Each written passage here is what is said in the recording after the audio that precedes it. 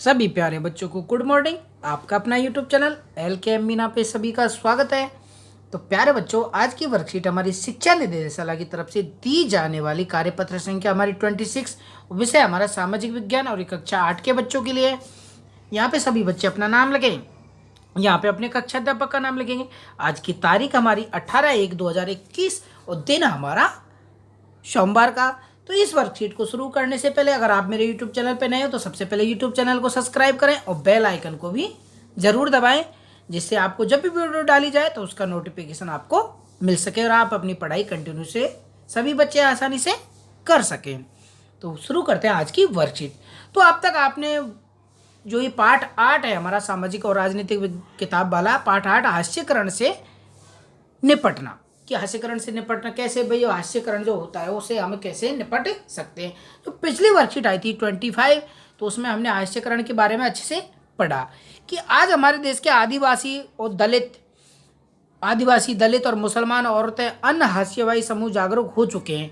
कि जैसे पहले ये जो चारों हैं तो ये क्या है, थोड़े बहुत जागरूक हो चुके हैं, इनमें थोड़ा बहुत शिक्षा का प्रचार प्रसार हो चुका है। तो ये क्या जागरूक हो चुके हैं और यह दलील दे रहे हैं कि एक लोकतांत्रिक देश को नागरिक होने के नाते उन्हें भी बराबर का क्या मिलना चाहिए, अधिकार मिलना चाहिए, बराबर का वेतन भी उन्हें मिलना चाहिए। भाई जितना कार्य करे उतना वेतन और जातों को मिलता है तो उतना हमें भी मिलना चाहिए। ये सब क्या हो चुके हैं, अब आजकल जागरूक हो चुके हैं और जागरूक हमें होना भी चाहिए। बच्चों, उनके अधिकारों की रक्षा होनी चाहिए। यहाँ तक कि उनमें बहुत सारे लोगों ने अपनी चिंताओं को दूर करने के लिए संविधान का सहारा लेते हुए मौलिक अधिकारों का भी उपयोग किया है कि सभी को समान, कि जैसे बोलने, खाने, पीने, रहने और स्वतंत्रता का अधिकार सभी को होना चाहिए। तो ऐसा संविधान डॉक्टर भीमराव अंबेडकर जी ने सभी जो छोटी मोटी जातें उन सबके लिए समान कानून नियम बनाए और उनके कुछ मौलिक अधिकार हैं तो उनको अभी उन्होंने उस संविधान में जिक्र किया है कि मौलिक अधिकारों का उपयोग करना। भाई मौलिक अधिकारों का उपयोग कैसे करते हैं तो उसके बारे में मौलिक अधिकारों का उपयोग करना। जहाँ तक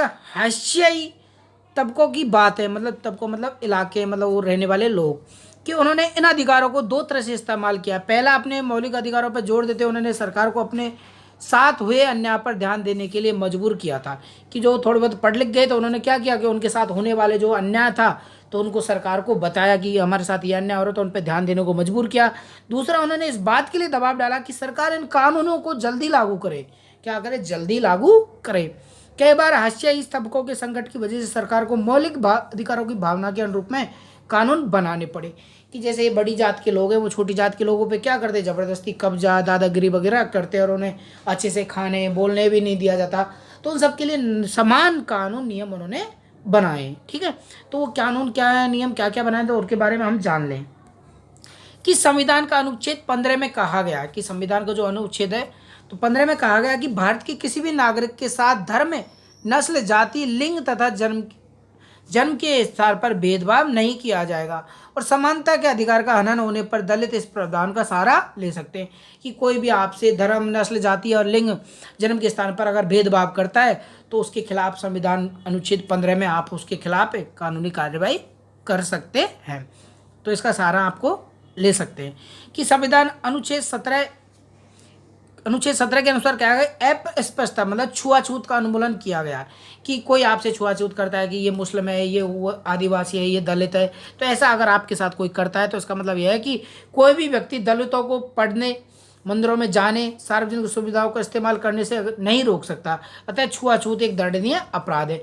ये नहीं कि यार ये जात का है, इसमें मंदिर में मत जाओ, उसमें मत जाओ, इस किताब हमारे साथ नहीं पढ़ेगा, हमारे साथ नहीं खाएगा। तो ऐसा अगर कोई आपके साथ करते तो आप संविधान के अनुच्छेद 17 के इस कानून का आप सहारा ले सकते हैं। ठीक है, अगला है हमारा हाशियाई तबकों के कानून। संविधान को लागू करने के लिए राज्य और केंद्र सरकार जनजातीय आबादी वाले, दलितों, अधिक आबादी वाले इलाकों में विशेष प्रकार की योजनाएं लागू करती है। कई स्थानों पर दलित और आदिवासियों को सरकार मुक्त रियायतें दरों पर छात्रावास तथा शिक्षा संबंधी सुविधा भी उपलब्ध कराती है। कि जो पिछड़े वर्ग हैं तो उनको भाई समान लाने के लिए सरकार क्या करती है, कभी कभी ये रियायत दर है उनको पढ़ने के लिए अधिक सुविधा भी उपलब्ध करवा रही है। और असमानता को खत्म करने के लिए आरक्षण की व्यवस्था भी की गई है। ठीक है, आपने देखा ही होगा कि जनरल, SC और ST, OBC ऐसे जो मतलब जातों के आधार पर क्या है, ये आरक्षण की व्यवस्था संविधान में की गई है कि जो ये SC ST वाले लोग हैं कि वो बराबर से जनरल के बराबर से अपने पद वगैरह ग्रहण कर सके, अच्छी पढ़ाई वो कर सके, तो उसके लिए आरक्षण की व्यवस्था भी यहाँ पे की गई, जिससे शिक्षण संस्थानों और सरकारी नौकरियों में दलितों और आदिवासियों के लिए क्या है, सीटें भी फिक्स कर दी गई कि उनकी सीटों पर वही जाते आएंगी और कोई जात का स्थान नहीं होगा। कॉलेजों खासकर से मेडिकल कॉलेजों में दाखिले के लिए न्यूनतम अंक की सीमा भी निर्धारित की गई है। इसके साथ विशेष छात्रवृत्ति का प्रावधान भी किया गया। तो आप सभी बच्चों को मिलता ही है 6 से लेकर 8 तक। आप सभी देखोगे भाई जो SC ST OBC के जो छात्र होते हैं तो उनको छात्रवृत्ति और अंक सीमा, भाई इतने बच्चे इतने अंक तक ये कैटेगरी का बच्चा पास हो जाएगा, तो उनके लिए भी कुछ छूट यहाँ पे दी गई है। क्रियाकलाप है कि हम सब इंसान हैं और हम समान हैं। इस वाक्य पर 10 लाइन लिखिए और कोई चित्र बनाइए। तो आप सभी बच्चे इस पे क्या इस क्रियाकलाप को करेंगे कि हम सब क्या है, इंसान है और हम सब समान हैं। तो आप सभी बच्चे ऐसे अच्छे से इस पर 10 लाइन लिखेंगे और कोई चित्र आप बना सकते हैं कि ना तो हम हिंदू, ना मुस्लिम, ना सिख, ईसाई, ऐसा हम भेदभाव नहीं करते हुए 10 लाइन हम लिखेंगे, जिससे हमारी भारतीय संस्कृति को बढ़ावा मिल सके। ठीक है। पहला क्वेश्चन है कि संविधान में लिखित अनुच्छेद 15 और 17 के बारे में लिखिए कि 15 और 17 में क्या लिखा गया है। तो आपने देखा इस वर्कशीट में ये रहा कि पहला क्वेश्चन है हमारा, तो पहले क्वेश्चन का आंसर हमारा ये रहा कि दोनों अपराध हैं, ये दोनों अनुच्छेद है, तो उनके बारे में यहाँ पे लिखा गया है। तो इन दोनों को आप पूरा लिख लेंगे। ओके बेटा। कि हाशिए समूह के लोग अपने अधिकारों की रक्षा कैसे कर सकते हैं।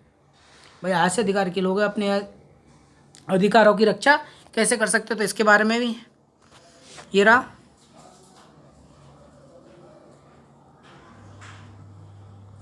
दूसरा क्वेश्चन ये रहा।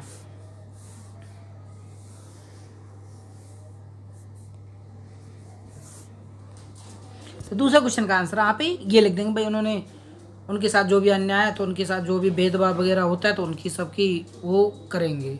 ठीक है। अब तीसरा क्वेश्चन हमारा, तीसरा क्वेश्चन क्या कर रहा है, हाशिए लोगों को सरकार कौन कौन सी सुविधा दे रही है। तो आपने यहाँ पे देखा ये तीसरा क्वेश्चन है, हाशियाई तबकों के लिए कानून सुविधा ये रहा और ये सुविधा उनको दे रही है कि आदिवासियों को मुफ्त रियायती दरों पर छात्रावास और शिक्षा संबंधी सुविधा भी वो उपलब्ध यहाँ पे करवा रही है। आपके अनुसार गरीबी को समाप्त करने के लिए क्या क्या उपाय हो सकते हैं। तो सभी बच्चे अपने अपने तर्क इस क्वेश्चन पे देंगे और अपनी कॉपी में लिख के और अपने टीचर से चेक करवाएंगे। इस प्रकार आपकी वर्कशीट कंप्लीट होती है।